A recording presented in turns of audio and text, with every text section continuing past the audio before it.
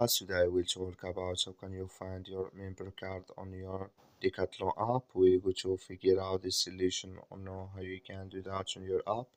So you just follow these ways, then it's going to work with you.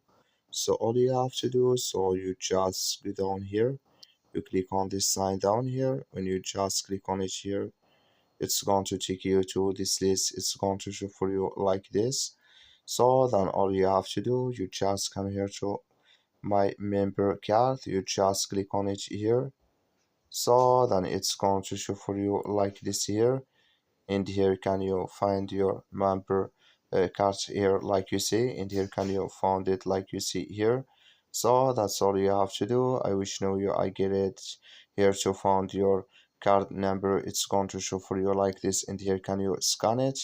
So just follow this ways, then it's going to work with you. Thank you for watching. Don't forget to support us by liking, subscribe.